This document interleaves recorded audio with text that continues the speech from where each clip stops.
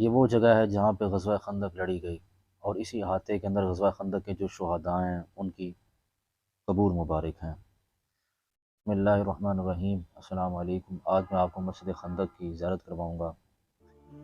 جب کفار مکہ نے مدینہ منورہ پر تیسری مرتبہ حملہ کیا تو سن 5 ہجری میں رسول اللہ صلی اللہ علیہ وآلہ وسلم نے صحابہ کرام کو مشاورت کے لیے بلایا۔ حضرت سلمان فارسی رضی اللہ عنہ نے مشورہ دیا کہ مدینہ منورہ کے ارد گرد خندق کھود لی جائے۔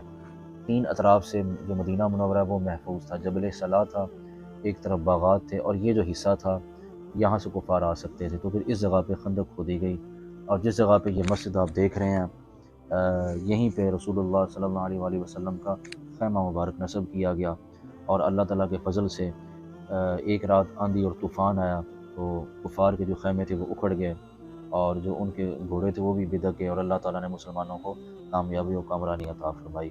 اور اس جگہ پہ پھر یادگار کے طور پر یہ سلطنت عثمانیہ نے یہاں پہ خوبصورت مسجد بنائی، اور اس مسجد کی وقتاً فوقتاً توسیع ہوتی رہی۔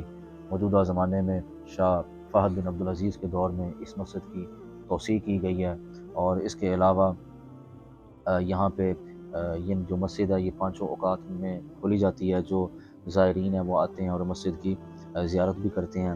اس کے علاوہ اس کے باہر اگر آپ دیکھیں تو پہاڑ کے اوپر سے غزوہ خندق کا پورا منظر نظر آتا ہے، اور یہ خندق کی مٹی وہی ہے جو اس دور میں موجود تھی۔